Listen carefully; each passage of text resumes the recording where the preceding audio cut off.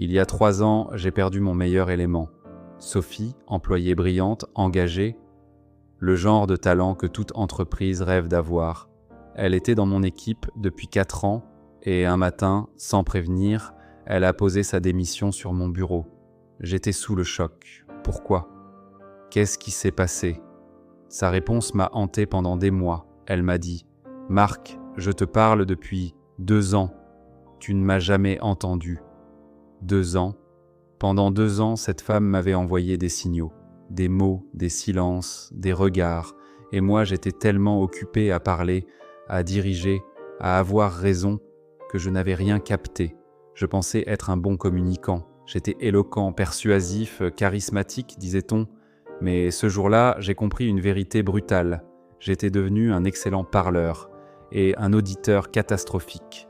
Dans un monde de bruit constant, notifications, réunions en chaîne, open space bruyant, pensées qui s'entrechoquent, l'écoute profonde est devenue un super pouvoir que presque personne ne possède et que vous allez commencer à développer aujourd'hui. Jour 4 de notre voyage ensemble. Après avoir défini vos valeurs hier, nous allons construire la compétence qui transforme les managers ordinaires en leaders extraordinaires. L'art de l'écoute profonde, l'art d'entendre ce que les mots ne disent pas, l'art de percevoir l'inaudible. Cette compétence va tout changer. Prêt? Allons-y. Avant d'aller plus loin, faisons un diagnostic honnête. Il existe 3 niveaux d'écoute, et la plupart d'entre nous restons bloqués aux 2 premiers. Niveau 1. L'écoute cosmétique, c'est l'écoute en apparence. Vous êtes physiquement présent, vos yeux sont dirigés vers la personne, vous hochez parfois la tête, mais votre esprit, il est ailleurs. Vous préparez votre réponse. Vous pensez à votre prochaine réunion. Vous jugez ce qui est dit. Vous attendez simplement votre tour de parler. Combien de fois avez-vous fait ça cette semaine? Soyez honnête, l'écoute cosmétique est pire que pas d'écoute du tout, parce qu'elle donne l'illusion de la connexion, tout en créant une distance invisible. Niveau 2. L'écoute sélective. Ici, vous écoutez vraiment, mais seulement ce qui vous intéresse. Vous filtrez l'information à travers vos propres préoccupations. Vous captez ce qui confirme vos hypothèses. Vous ignorez ce qui les contredit. Votre collaborateur vous parle de sa difficulté sur un projet, mais vous entendez seulement la deadline en danger, pas la surcharge, pas le manque de ressources, pas la démotivation naissante. L'écoute sélective est dangereuse parce qu'elle vous donne un faux sentiment de compréhension. Vous pensez avoir écouté, vous n'avez fait que projeter vos propres préoccupations sur les mots de l'autre. Niveau 3. L'écoute transformatrice. C'est le niveau que pratiquent les leaders véritablement exceptionnels, et c'est celui que nous allons développer ensemble. À ce niveau, vous êtes totalement présent. Votre esprit n'est pas divisé. Vous n'êtes pas en train de formuler votre réponse. Vous êtes simplement dans l'instant présent, avec l'autre personne. Dans l'instant présent, vous entendez les mots « oui », mais vous captez aussi le ton, le rythme, les hésitations, les silences, les émotions sous-jacentes, les besoins non dits. L'écoute transformatrice ne cherche pas à répondre, elle cherche à comprendre, vraiment, profondément, complètement. Et quand quelqu'un se sent véritablement compris, quelque chose de magique se produit. Les murs tombent, la confiance émerge, la vérité se libère. L'écoute transformatrice opère sur 3 dimensions simultanées, comme un musicien qui entendrait non seulement la mélodie, mais aussi l'harmonie et le rythme en même temps. Dimension 1. Écouter les mots, c'est la dimension la plus évidente. Les mots que la personne choisit, les phrases qu'elle construit, l'information explicite qu'elle partage. Mais attention, les mots sont souvent la partie émergée de l'iceberg. Ce qui est dit est important, ce qui n'est pas dit l'est parfois davantage. Quels mots reviennent sans cesse? Quels sujets sont évités? Quelles questions ne sont jamais posées? Dimension 2. Écoutez les émotions. Sous les mots, il y a le ton, le rythme, la respiration, les micro-expressions du visage, la posture du corps.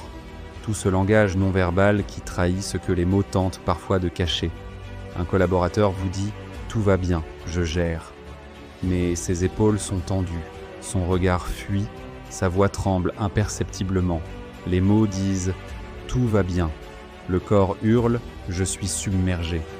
Le leader qui n'écoute que les mots prend la réponse au premier degré et passe à autre chose. Le leader qui écoute les émotions s'arrête et demande « vraiment ? J'ai l'impression que quelque chose te pèse. Tu veux en parler ?» Cette simple question peut tout changer. Dimension 3. Écoutez les silences. C'est la dimension la plus subtile et la plus révélatrice. Qu'est-ce qui n'est pas dit ? Quel sujet la personne contourne-t-elle ? Où sont les hésitations, les blancs, les changements de direction soudains ? Les silences sont souvent des portes vers les vérités les plus profondes. Mais ils demandent du courage pour être explorés. Imaginez, votre collaborateur finit une phrase et silence. La plupart des managers, mal à l'aise, remplissent immédiatement ce vide avec leurs propres mots. Le leader qui maîtrise l'écoute profonde fait l'inverse. Il reste dans le silence. Il laisse l'espace ouvert et souvent, c'est dans ce silence que l'autre ose enfin dire ce qu'il retenait. En fait, il y a autre chose dont je voulais te parler. Ces mots n'émergent que si vous créez l'espace pour qu'ils existent. Si l'écoute profonde est si puissante, pourquoi est-elle si rare ? Parce qu'elle va à l'encontre de tout ce que notre environnement moderne nous encourage à faire. Et parce que nous avons développé des obstacles intérieurs qui nous en empêchent. Obstacle 1. L'ego qui veut briller. Nous aimons parler. Nous aimons avoir raison. Nous aimons montrer notre intelligence, notre expertise, notre valeur. Écouter vraiment demande de mettre notre ego en pause, de suspendre notre besoin d'être vu comme le plus intelligent de la pièce. C'est inconfortable, profondément inconfortable. Obstacle 2. L'impatience chronique. Notre cerveau est devenu accro à la vitesse. Notifications instantanées, réponses immédiates, nous n'avons plus la patience de laisser une pensée se développer, de supporter un silence de plus de 3 secondes. L'écoute profonde demande de ralentir. Dans un monde qui valorise la rapidité, c'est un acte de rébellion. Obstacle 3. La peur de ce qu'on pourrait entendre. Et si la personne en face vous disait quelque chose de difficile, une critique, une vérité que vous ne voulez pas voir, un problème que vous ne pouvez pas résoudre facilement? Parfois, nous n'écoutons pas vraiment parce que nous avons peur de ce qui pourrait émerger. L'écoute superficielle devient alors une forme de protection. Reconnaissez-vous un de ces obstacles en vous, peut-être les 3? La bonne nouvelle, maintenant que vous en êtes conscient, vous pouvez choisir de les dépasser. Passons maintenant aux techniques concrètes pour développer votre écoute profonde, des outils que vous pouvez appliquer dès votre prochaine conversation. Technique 1. La règle des 5 secondes. Quand votre interlocuteur finit de parler, ne répondez pas immédiatement. Comptez mentalement jusqu'à 5 avant d'ouvrir la bouche. Ces 5 secondes servent à 3 choses. Premièrement, vous assurez que l'autre a vraiment fini. Souvent, les gens ont besoin d'un moment pour ajouter quelque chose d'important. Deuxièmement, vous donnez à votre cerveau le temps de vraiment comprendre ce qui a été dit. Troisièmement, vous sortez du mode réponse automatique pour entrer en mode réponse réfléchie. Essayez aujourd'hui. Vous serez surpris de la différence. Technique 2. Le reflet émotionnel. Au lieu de répondre au contenu, répondez à l'émotion que vous percevez. J'ai l'impression que cette situation te frustre vraiment. Je sens que c'est un sujet qui te tient à cœur. On dirait que tu portes beaucoup en ce moment. Cette technique fait 2 choses puissantes. Elle montre à l'autre que vous l'avez vraiment écouté, pas juste les mots mais l'émotion derrière, et elle lui donne la permission d'aller plus profond s'il le souhaite. Technique 3. Les questions d'approfondissement. Au lieu de donner votre avis ou votre solution, posez une question qui invite l'autre à explorer davantage. Qu'est-ce qui te préoccupe le plus dans cette situation ? Comment tu te sens par rapport à ça ? Qu'est-ce que tu aurais besoin pour avancer ? Les questions ouvertes sont des clés qui ouvrent des portes. Les conseils non sollicités sont des murs qui les ferment. Technique 4. L'ancrage corporel. Votre corps influence votre esprit. Pour écouter vraiment, adoptez une posture d'écoute intentionnelle. Posez vos 2 pieds au sol, déposez votre téléphone, pas en vibreur, éteint. Tournez votre corps entièrement vers la personne. Établissez un contact visuel doux, pas fixe. Respirez profondément.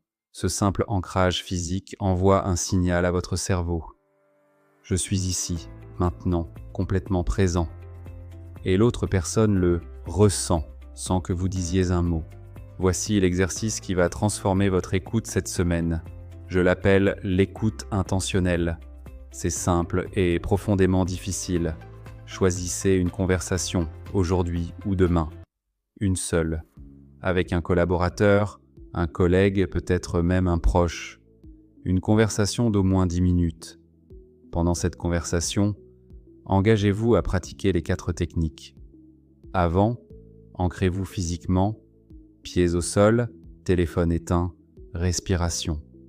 Pendant, écoutez les 3 dimensions, les mots, les émotions, les silences.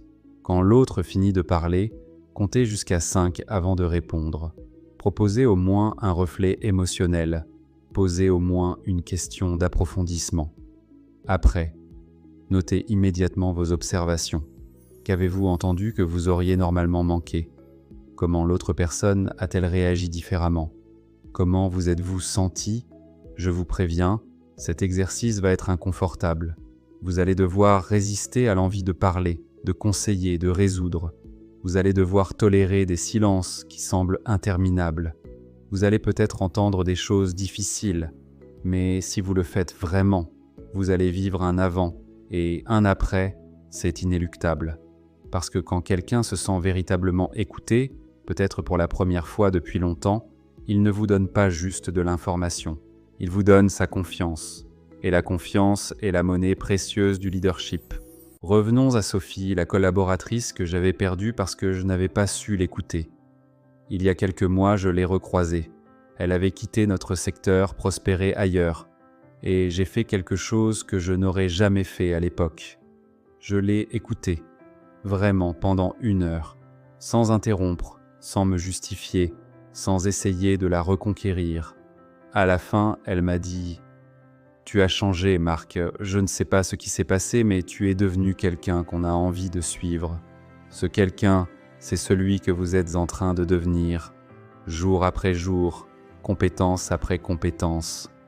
Demain, jour 5, nous clôturerons cette première semaine de fondation en apprenant à célébrer les victoires invisibles, celles que personne ne voit mais qui font toute la différence. D'ici là, votre mission, une conversation en écoute intentionnelle, une seule, mais faites-la vraiment. Dans un monde où tout le monde veut parler, celui qui sait écouter devient rare, et ce qui est rare devient précieux. Écoutez comme si chaque mot était un cadeau, parce que c'en est un.